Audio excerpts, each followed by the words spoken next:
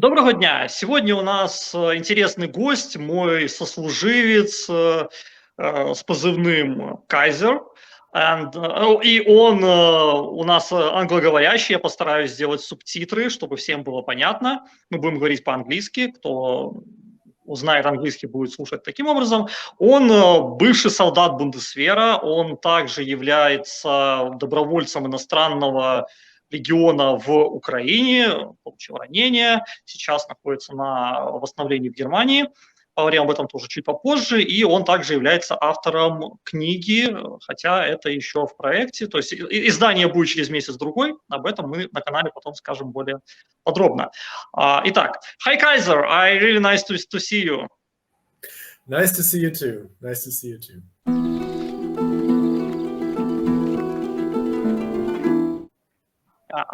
Tell us a little bit about your military background in Bundeswehr. Okay, I joined the German army in 2017. I joined the infantry, armored infantry, Motostrelki. I spent a couple of years as an enlist. I went to Afghanistan, did force protection for 2 months before returning to Germany. And I tried to become an officer. I passed all the tests. I started my courses, but became so disillusioned with the way the army was run and the internal workings of the army that I decided to quit. That was in February 2022. And as soon as the war broke out, I knew that I wanted to put everything that I learned to the test to come to Ukraine. Okay, and why did you decide to come to Ukraine, to come to fight for Ukraine? Several reasons. The main reason, or one of the main reasons, definitely was the fact that this kind of war was everything that I trained for in the past 5 years. I became a soldier to fight, so I was itching for the opportunity to fight, and of course I wanted to see Ukraine win. I wanted to support Ukraine because for once I was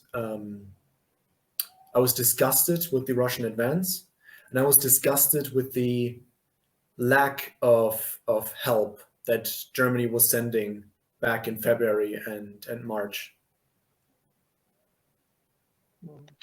And was it a complicated or hard decision for you to go? Like you left your country, left everything. So actually the point in time that in my life was perfect, because at that moment I had nothing but my family. I had no job, no career, no girlfriend, no children. So I had nothing, almost nothing to lose. And it felt kind of like a God-given opportunity that the war rolled around at exactly that point in my life. So going to Ukraine, it was hard, especially after saying goodbye to my parents, but I never doubted that I wanted to do this. Let's see. You were recently injured, right? You was wounded on the front line, and without any secret information, any secret details, can you tell us how it happened? It was an attack on a Russian position. We got into a firefight. I was the gunner on one of our light vehicles. One of our convoy was taken out by a mine. We took in the survivors. We were on our way back. We were almost back at base when our Humvee died. The motor died. We had to get out. We were waiting in a ditch to for another vehicle to pick us up to bring us home when we heard a drone. We dispersed. I hit the floor, and then the drone just dropped a grenade right on my head, peppering me with shrapnel. Yeah, I saw you like a few weeks ago, maybe months ago, and now you like looks really better. Yeah, and are you planning to return to Ukraine, or you will stay in Germany? I still have some unfinished business in Ukraine, but I will not join the fight again. I'll not be at the front lines. See, and like, what problems do you see did you saw in Ukrainian army, in the Ukrainian army?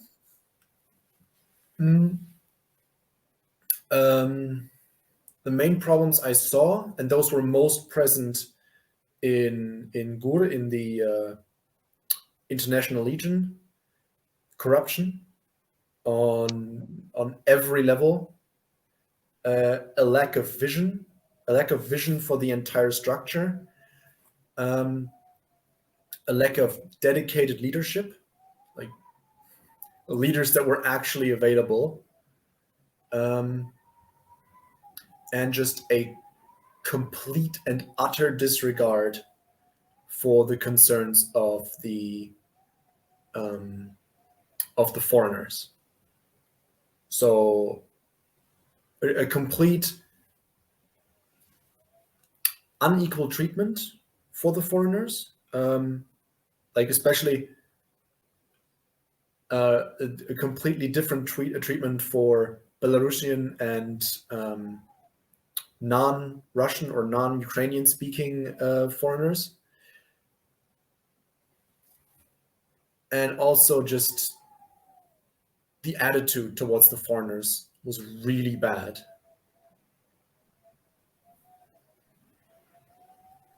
Yeah, we have also some issues even with Belarusians, and on legal level, some law even for our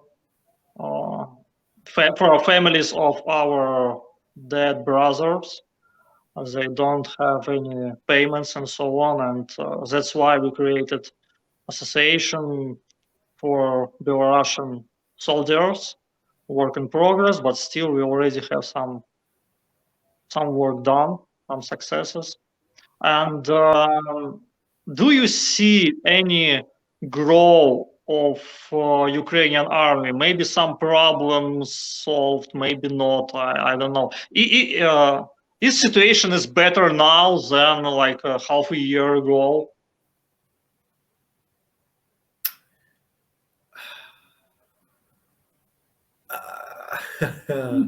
Yeah, I understand. I also can name a lot of problems, a lot of issues. Also, it's normal. Yeah. We need to speak about it. So I think it definitely helped that all these problems were made public, especially by the Kiev Independent. There are a lot of investigations that have yet to come to fruition, but a real change, no. And whenever there is some kind of like the changes that I have seen, Nowhere. Okay, I'm back. There you go. There you go. Should I repeat or? Куда все исчезло? Все нормально?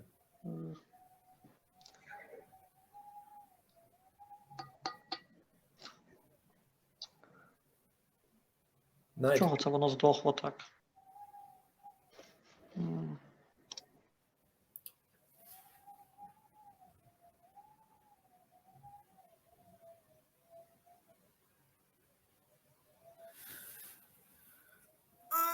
Yeah.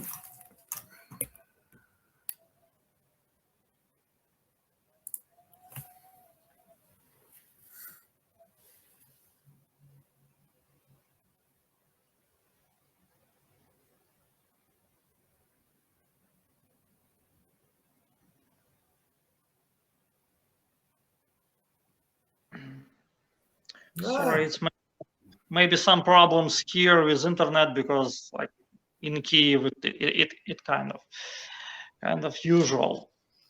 Okay, I lost translation on the question about any growth of Ukrainian army, and can you say if something is better or not? Should I just start over? One thing I wanted to get in that I wanted to mention is Bogdan, the commander of the ZSU-led Foreign Legion unit, got thrown out of his leadership position because of how poorly he performed, because he was threatening soldiers, misappropriating weapons. But then a couple months later, they put him in charge of a different Legion unit and said that he had learned his lesson, which it seems like for every step forward, there's a step back, you know? Yeah. That's how it feels to me. I think there's a lot of investigations. I don't have a lot of hope, but it takes time. It will take time if anything will be achieved. I can see a lot of problems even now when I am not in the army. People talk with me, and I can hear a lot of complaints about what is going on, and some of them, even many of them, like have a background. But we'll see what will happen. How do you think what weapon or training, maybe special training, Ukraine need now to create a better type of army? Maybe like, is it a weapon or officer training or soldiers training? What do you think? I mean, there's training lacking on every level, but I think the training of officers is ultimately more impactful. Unfortunately, it's also harder to get. Like it's easier to train soldiers. It's easier to train the guys on the ground than to train an officer. Not that it's done anyways, at least in meaningful proportions. But yeah, officers are absolutely needed on every level. Even our Belarusian unit really needs at least some officer training for sergeants, for lieutenants. I don't know, for everyone. Yeah, it's like really important, I believe. It's much more important, as I can see it, even than weapon or something. Also, about situation on the front line, like, I don't know, about the news. What do you think about the situation near Bakhmut and about Wagner Group? So what I know from the people that are still there, because except for one of my comrades, everyone is in Bakhmut. Wagner is way more capable than the Russian army. Even in Kherson, we had to deal with VDV and GRU, Spetsnaz GRU, and they were much less capable than Wagner is in Bakhmut. The way they fight is extremely interesting. So the reports that have come out is show that they're relying on infantry for breakthroughs. They basically reverted to a fighting style that we've seen in like 1918 in the First World War. And they use drones in every operation. So is not a shot fired in Bakhmut that is not being watched by a drone, and that's doesn't matter if that's Kalash or HIMARS. I don't see Wagner taking Bakhmut decisively. I don't see them pushing out the Ukrainians in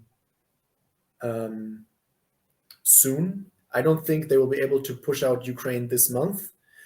However, from what I've heard is that Ukraine holds up Bakhmut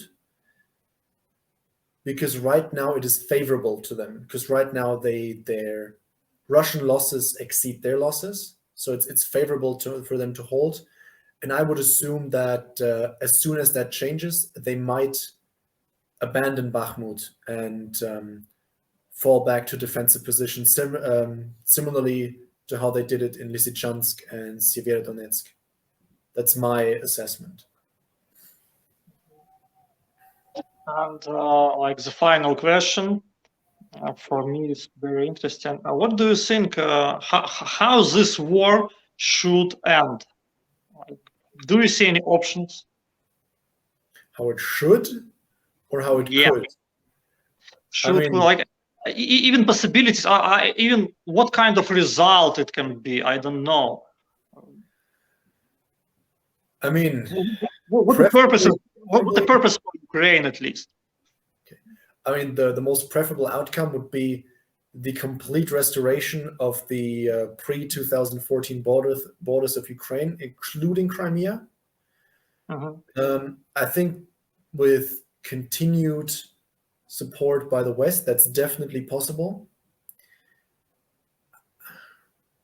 I'm not 100% convinced that Crimea will be in the cards, but the liberation of Donbass, Mariupol, and Khersonsk Oblast absolutely is possible. And do you believe it can be an end, as in Russia will stop fighting? Yes, if the West supplies air defense and long-range missile capabilities, because the fear of the Ukrainians is that even when they push the Russians out of their territory, that Russia will just engage in a strategic bombing campaign of civilian infrastructure, same way they have already done. And for that purpose, they are asking for ATACMS, for GPMRS, and other long-range missile systems, so they can threaten Russia with mutual artillery bombardments on Russian soil if necessary. And I think if they have these capabilities, if they have the capability to defend their own airspace, to defend their own infrastructure, and be able to strike back at Russia, then Russia will be forced to abandon. They won't be able to strategically bomb Ukraine for the rest of eternity. Okay. Thank you very much for your time. I really appreciate it, and I hope maybe we can do something more a little bit later, because for long videos I will die to create subtitles for Russian. And really, I wish you to recover from this wound, and I really hope to see you again in Kyiv, maybe soon. Yeah. Absolutely. I will be in Kyiv, and if I'm in Kyiv, I'll absolutely let you know. Yeah, it's been a pleasure. Thank you for having me. Yeah, thank you also. And і всім доброго дня. До відзення.